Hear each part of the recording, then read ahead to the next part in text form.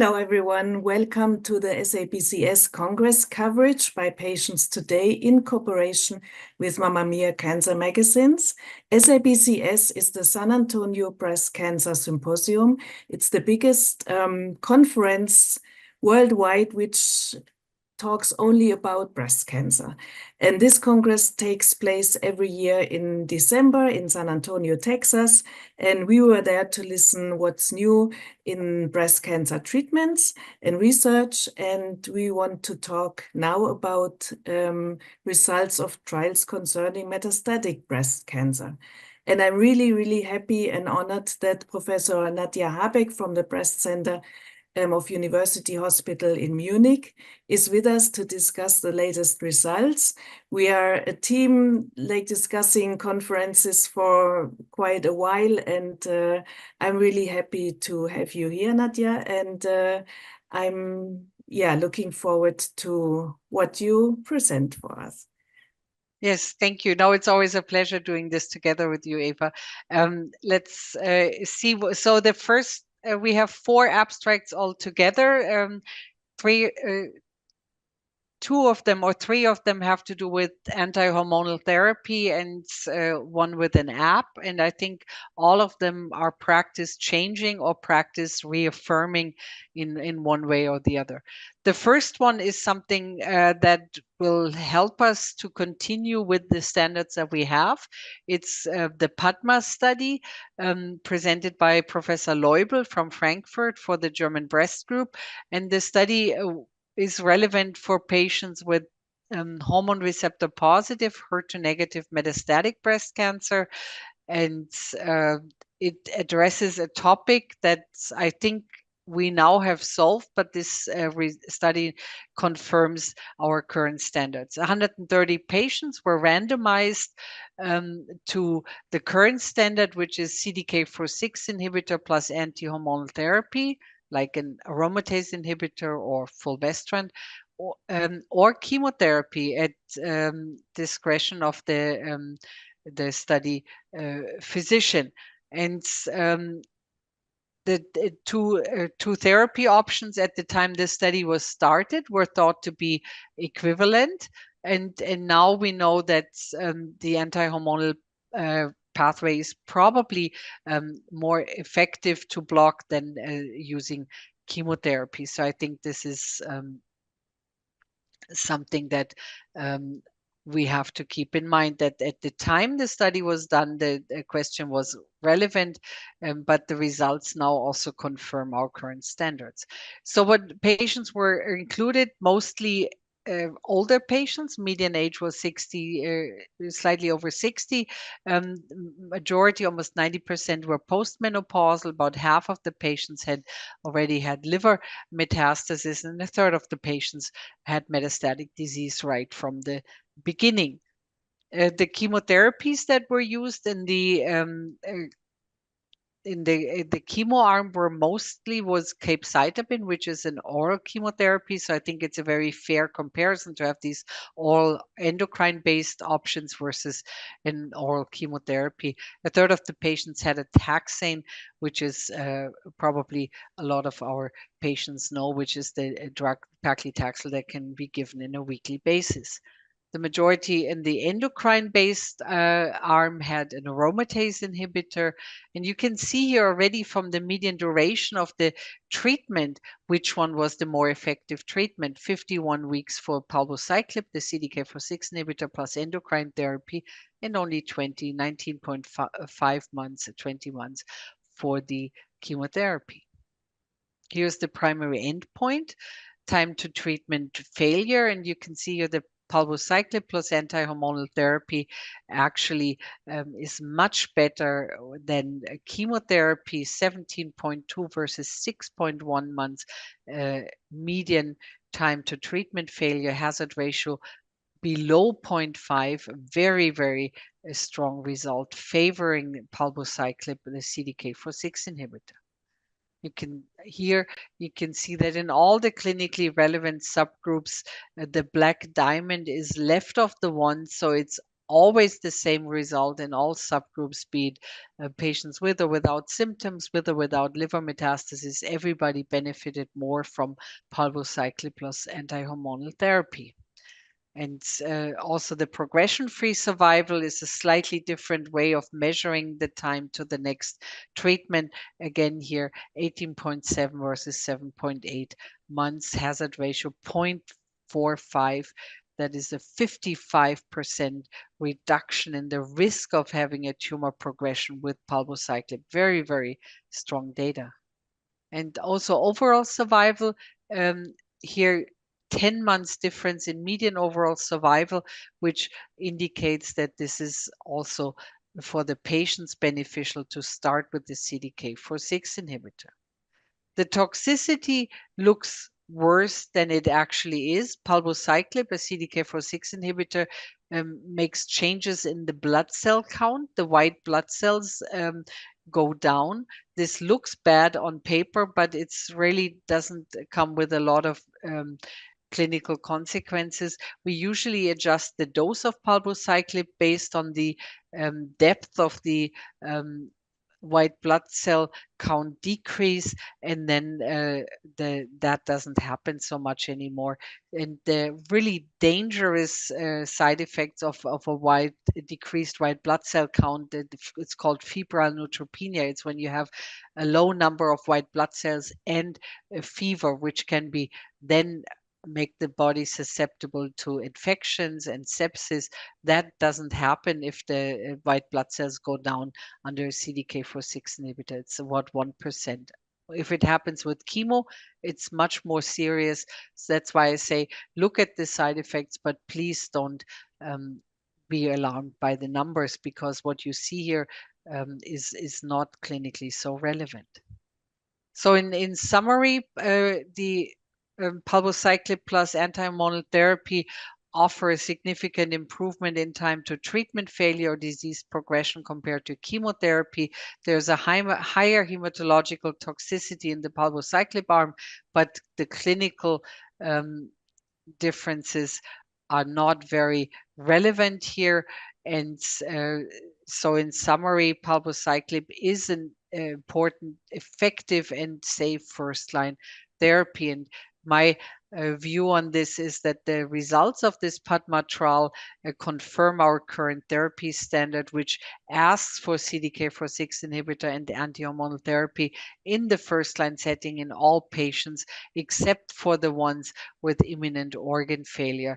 And that is about 10%, as we know from statistics here in Germany. So very nice study confirming our current therapeutic standards. This is indeed it's good data that was also received well by the patient community. Now the question is that CDK4/6 inhibitors are more and more even used in the adjuvant setting, which means in early breast cancer disease. There are 2 agents already approved. So what do you do when patients had a CDK4/6 inhibitor already in the adjuvant setting and then have metastasis later on? How would you start giving a CDK4/6 inhibitor again, or would you switch to another combination therapy or chemotherapy?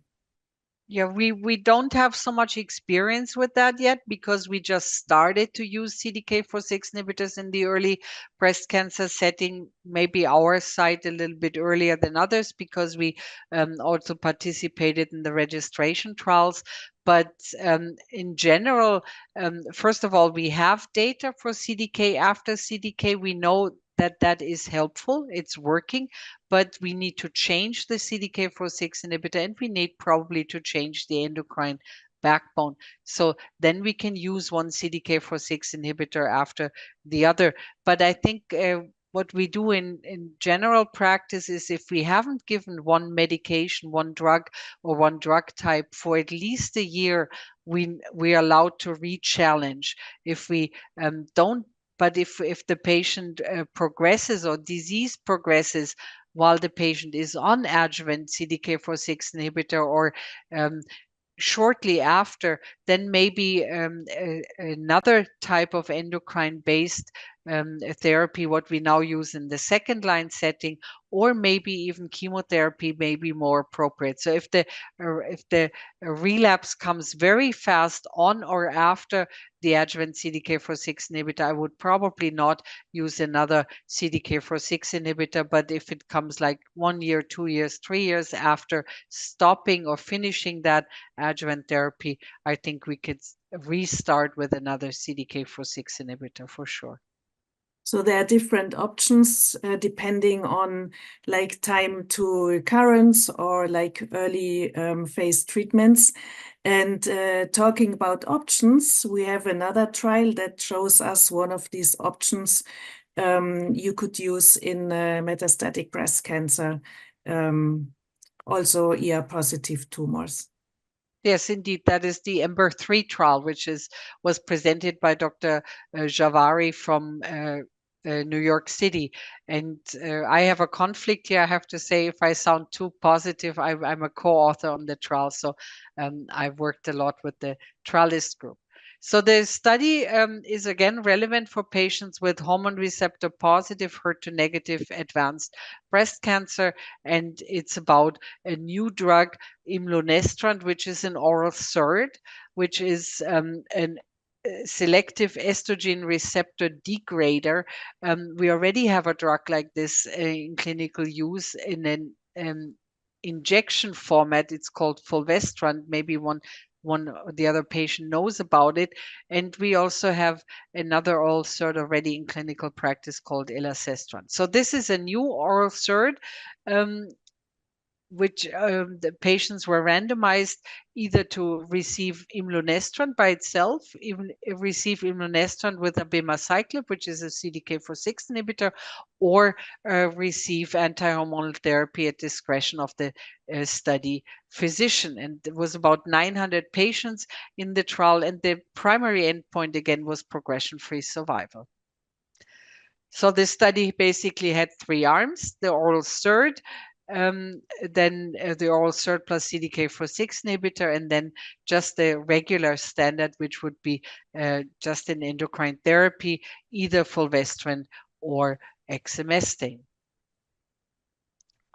Again, the median age of the patient was around 60 years of age. The majority was postmenopausal. The study was done all over the world, which I think is important because sometimes toxicities for new agents differ between, for example, Asia and Europe because of genetic dispositions. And it's important to recognize that early so we give every patient the appropriate dosing and don't harm the patients with side effects.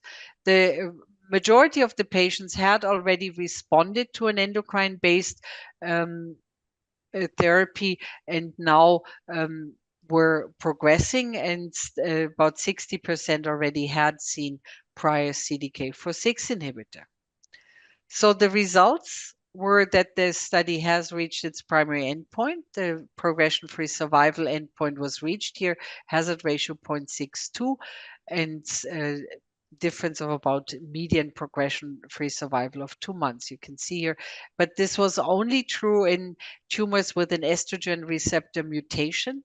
Estrogen receptor or ESR1 mutation is that the estrogen receptor is active independent of whether there's estrogen sitting on the receptor or not. And that makes it less targetable by drugs that sort of decrease the estrogen in the blood, like aromatase inhibitors, because if the receptor is active independent of the estrogen, then an aromatase inhibitor wouldn't work. And here we can see that imlunestrant, the new oral SERD, works much better than the standard of care. But if you had tumors without ESR1 mutation, there was no difference. So it's a specific activity here in the ESR1 mutated tumors. And then the second primary endpoint was the progression-free survival in the group imlunestrant versus imlunestrant plus abemaciclib. So we can see here that combination with the CDK4/6 inhibitor is even more effective than the monotherapy. And here we see efficacy also in tumors without ESR1 mutations. The side effects from imlunestrant are very moderate. There is some gastrointestinal toxicity. Most of the side effects are grade 1, so very mild side effects here. And this is, there's other ulcers which have a little bit of cardiac toxicity, eye toxicity, but we don't see this here with imlunestrant.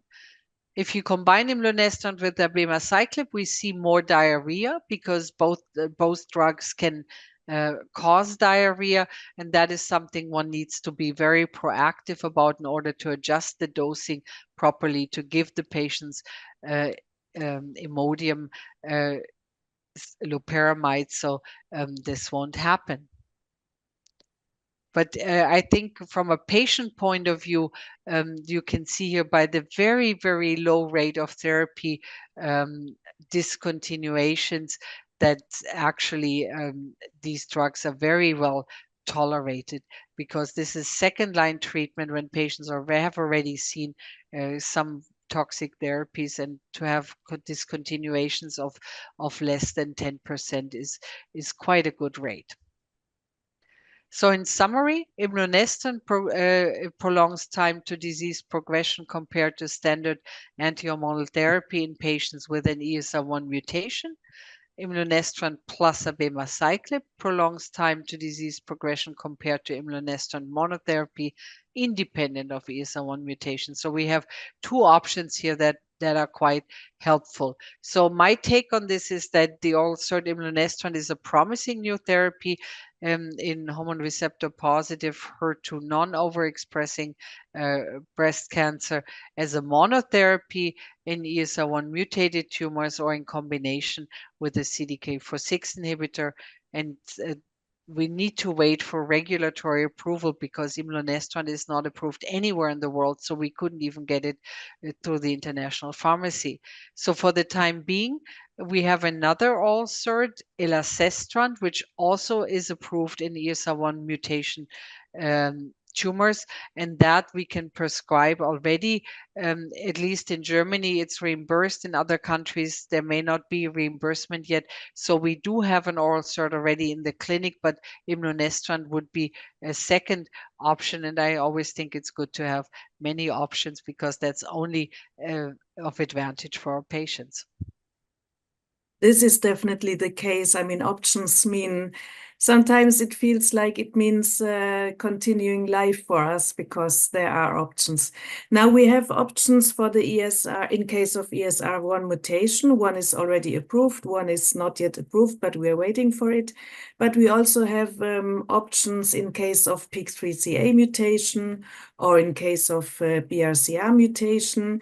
So how would you decide, when would you test for which mutation exists, and how would you decide which treatment to offer to patients? Well, I think the most important thing is that we test for these biomarkers. We usually start testing once the patient is on first-line therapy with a CDK4/6 inhibitor. We test for the germline BRCA mutations, which is the breast cancer genes, as well as for PIK3CA mutations, which is very stable, which can also be tested in the primary tumor, for example. And ESR1 mutations do not exist in the initial diagnosis setting, so there's maybe 1% or so with first diagnosis, and it increases to about 20-30% with aromatase inhibitor pre-treatment. So it's a mutation that comes as a reaction to the treatment. So this needs to be tested in liquid biopsy when a change in therapy is necessary to have the most current status of ESR1 mutation. But I agree that the testing may be reimbursed in different settings in a different way. So in some countries, maybe it's better to do a whole panel of PIK3CA ESR1 mutation upon progression in the liquid biopsy. Other countries prefer tissue-based testing. So I think one has to be a bit flexible there and see what the actual reimbursement setting is where you practice. But it would be possible to measure all these biomarkers in a blood sample. Yes, indeed. Yeah, so I think this is important because biopsy is sometimes scary for patients. And you're right, in case it's not reimbursed, the blood testing, so there's no choice. But otherwise, I think the blood testing is much more comfortable for patients. So talking about comfortable for patients, we, of course, always talk about quality of life and symptoms. And there was a trial from Germany that was very impressive. I'm a big supporter of this trial and what was used, because I think that patients, especially in times of more oral treatments, need a better monitoring at home or guidance at home. And I think this is an impressive trial to show what we could use in order to make patients' lives easier. Yeah, indeed, that was a very visionary trial presented by Dr. Karsten from Charité in Berlin. And I really think this is going to be very important. It was called the PRO-B study, and it was relevant for patients with metastatic breast cancer. The investigators included almost 1,000 patients, 909 to be exact, with metastatic breast cancer, and patients were randomized to either control group, where the patient reported outcomes, PROs, were queried every 3 months, but there was no further action done immediately, or an intervention group where you had a weekly inquiry of patient-reported outcomes, and then a warning system with a telephone intervention. And then once the breast cancer center was warned, they would contact the patient within 48 hours to account for weekend delays and inquire about the symptoms and starting interventions. The primary endpoint was patient-reported fatigue 6 months after allocation to their group. Here's again the groups, the intervention group where you had weekly query and then telephone contact and intervention within 48 hours, or the control group where there was just queries every 3 months. Here we can see the patient population. Patients are slightly younger than in the previous two studies. About more than half of the patients already had more than one site of metastasis or even brain metastasis.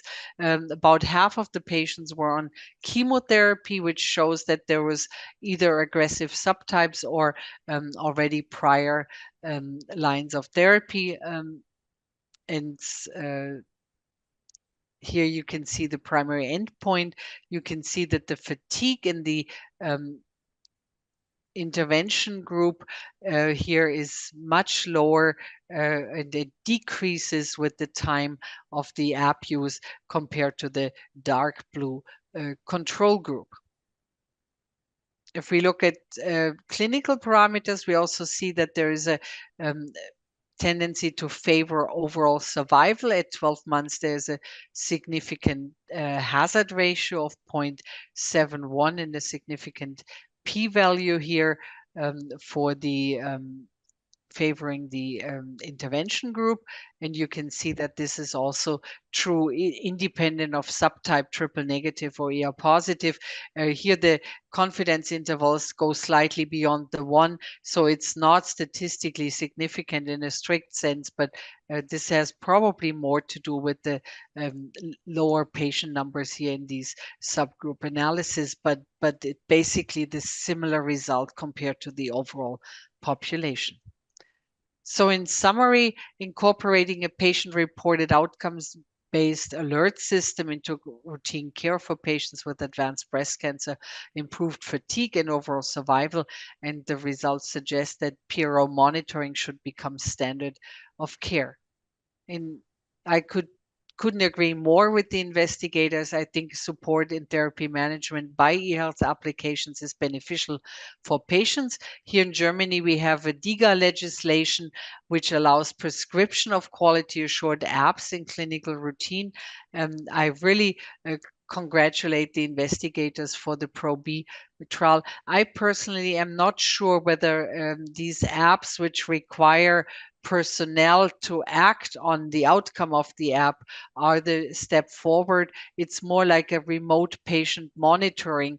And there's other apps like the Kankado app, where we presented data last 2 years ago at ASCO, that it actually also using an completely autonomous app improves quality of life and safety of patients under oral therapies. And here we have an automated system that alerts patients and says what you just filled out in your quality of life is not normal anymore. You have to contact your doctor early. And basically the principle behind that is that it's patient empowerment, that the patients are better prepared and for the next doctor's visit, and may have the visit scheduled according to their needs instead of this regimen of having every 4 weeks a visit, even if the patient is absolutely fine. So these two ways of doing apps, one is remote patient monitoring, the other ones are autonomous apps. But I think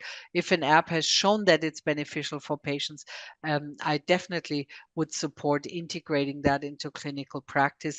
I'm not so sure about the overall survival benefit. I think in the study, if you looked at the complete presentation in San Antonio, a lot of the patients died on study, so they were more advanced metastatic breast cancer, and they had a lot of alerts very close to their death. And I think what the app also showed was that the interventions, whenever the patient needed care and intervention, actually are very helpful. But I would doubt that if you use apps like in the first line setting in metastatic breast cancer, where patients have survival times of 5-10 years or more, that would actually improve survival. But I think it definitely improves quality of life. We have less severe side effects. So I'm all for integrating these apps into clinical practice. So do I. I'm absolutely convinced that this will help us having a better quality of life. And whether it's in the end overall survival benefit or not, I mean, there were plenty of studies in the previous years showing that these apps improve quality of life of patients. And in the end, this is in the metastatic setting what is so valuable for us. Still, and whether it's that a nurse is calling or more like what you described, that it's some kind of alert to patients, you should contact your team, whatever. But when I'm talking to physicians, mainly in Germany, they're still hesitant and they still believe that this is much more work for them to do. And they say, we are completely full of work anyway, and we cannot add, these devices in our daily routine. What would you tell these colleagues of yours, because you have experience with these kind of applications? What would you tell them to convince them that this might even be a benefit for them, maybe? I think we have very good data or as experiences here in Germany from outpatient practices, like oncologists in their own outpatient practice, where they've shown that using these apps actually improves the quality of care and doesn't cost any more time, even saves on time, because patients are seen when they need to be seen and not scheduled on a regular basis, even if there's nothing to talk about and no need to be seen. So I think we have these data, and there's this onco coach training system, which Professor Tesch and Professor Welslau from the Frankfurt area have established. And so I think we're a good way forward here. In the clinical, in the hospital setting, we still have to sort of integrate more the nursing team with the treatment team and have these nurse-led clinics for patients on oral therapies. And it's probably a bit slower of integrating that. But at the end of the day, I mean, we now have data that patients live longer, that patients have less severe side effects, better quality of life if we have these digital tools helping us with the therapy management. And I think if we embed this into a very modern outpatient oncology with nurses and doctors working hand in hand for the patient well-being, I think we're going to be successful, and we will see that these systems actually reduce the time spent with patients, because they also empower the patients more, in particular under all therapy. But like every progress, this takes a while, and probably in the hospital setting it takes longer to be implemented than in outpatient clinics. So since I'm not very patient, I'm still continue pushing and urging like physicians and teams to implement these devices, and I hope that that we will see further progress, even in Germany, which is not the most digital country, as we know.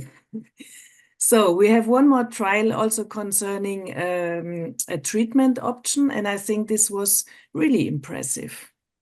Yeah, the PATINA trial presented by Dr. Metzger and colleagues from the Dana-Farber Cancer Institute in Boston in the US. And this trial is relevant for patients with metastatic breast cancer, which is both hormone receptor positive and HER2 positive. The study included slightly over 500 patients who had pre-treatment with chemotherapy and anti-HER2 therapy, and then we're going into what we call maintenance therapy, where we try to stabilize the therapeutic effect of the chemo with the antibody treatment. And they either were randomized to the standard of care, which would be antibody treatment continued plus anti-hormonal therapy or endocrine therapy if you want. And the experimental arm was the same therapy plus a CDK4/6 inhibitor, which is, as we discussed earlier, the standard of care in hormone receptor positive, HER2 negative disease. So very straightforward study design. Primary endpoint was progression-free survival again. Here we can see the two study arms. So basically, this study combined therapies that we use in the hormone receptor positive setting with the standard of care in the HER2 positive setting in tumors which co-express both receptors. Near the patient collective, again, the median age is slightly over 50 years, and the majority of patients, the median number of cycles of chemotherapy was 6. So this is the amount of chemo before patients were eligible to be randomized into the study. The majority of patients, almost 98%, received 2 anti-HER2 antibodies, which is current standard of care, pertuzumab and trastuzumab, and 90% received an aromatase inhibitor as their endocrine therapy. Here's the primary results. Very, very impressive. Median progression-free survival with the maintenance therapy, with including palbociclib, 44 months versus 29 months with the current standard of care. Hazard ratio 0.74. Very strong benefit, and actually the 44 months are the longest progression-free survival ever observed in this first-line setting. So it shows how much progress we've made over the years. The objective response rate, which is the decrease in tumor volume, is actually not that much larger with palbociclib, about 7% difference, and accordingly the clinical benefit rate, which also includes stabilized disease over a certain period of time, is also slightly less than 10% difference, again favoring palbociclib. The overall survival is longer with palbociclib than with the current standard of care. The hazard ratio cross the confidence intervals crosses the 1, so it's probably early and we need to wait for the data to mature, but basically what we've seen is a very strong progression-free survival advantage also seems to translate into overall survival. The side effects, I don't think we need to talk much about. We've talked about the effect of palbociclib on the white blood cells earlier when discussing the first abstract. So this looks bad on paper, but actually in clinic it's not that relevant because we deal with dose reductions and then that doesn't happen again.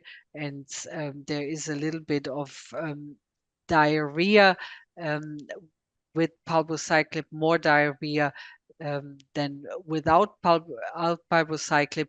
And I think that is something one needs to be aware of and needs to be very proactive because this could be quite bothersome for patients. So in summary, the addition of palbociclib to anti-HER2 therapy plus anti-hormonal therapy extended the time without disease progression by 15.2 months median. And this combination could become the new standard treatment for patients with advanced hormone receptor positive HER2 positive breast cancer. And the data on overall survival are not yet fully mature. So we cannot make a final conclusion here. So in my opinion, these results are definitely practice changing because all these drugs are available in the market, and the addition of palbociclib is beneficial, and it's not just a small difference, it's a really clinically meaningful difference of more than a year in median progression-free survival favoring the addition of palbociclib. Well, a small caveat here, although these drugs are all available in the market, there is no specific approval for palbociclib in this HER2 positive setting. So it probably depends on where you live and how your reimbursement is regulated. But I think at least in Germany, this would be something we need to discuss with the payers on an individual basis. And I'm not so sure that there will be an approval extension here. Palbociclib is going to become generic in a few years. So I don't know how much money the company will invest in approval. So please, if you're a patient for whom this could be a good regimen, please talk to your doctor about the reimbursement issue. And with that, I hand back to Eva for some questions. Yeah, thank you. I think you said a very important sentence, which was, it's amazing what kind of progress we've done in the last years. And I wanted to emphasize this sentence because we present like trial after trial, but all in all, if you look at like last 20 years, for example, it's amazing what kind of progress we have made and about how long survival times we talk right now. And I'm still not at the point calling metastatic breast cancer a chronic disease, but I hope we will come there. So now to this combination, of course, it was very impressive, and some said this was probably the most relevant trial of the Congress. Now we hope that it will be praxis changing because, as you said, it will depend on countries whether they will reimburse. What do you think could medical communities do in order to support patients having access to this combination? I think we need to do what we always do after San Antonio, see whether we need to revise national or international guidelines, because I think if we put this with a recommendation, a strong recommendation into the respective guidelines, this may also be something that payers look at and say, well, if it's so highly recommended, we should probably grant approval. And as I said, the monetary issue will be less and less important once these CDK4/6 inhibitors become generic. So I think, in particular, the maintenance phase will then not be so expensive anymore. So, and obviously also long-term data. So if the investigators look at the overall survival again in a year or so, will be helpful, because if there's a significant overall survival benefit, I think this could also swing the pendulum more towards eagerness to reimburse. So I think with this, we just hope that regulatories will decide in favor of patients, because this is a combination and data that is really relevant for patients. And I hope everybody will see it in spite of financial concerns. And I think with this, we had a good summary of the latest results of SABCS, of the San Antonio Breast Cancer Symposium.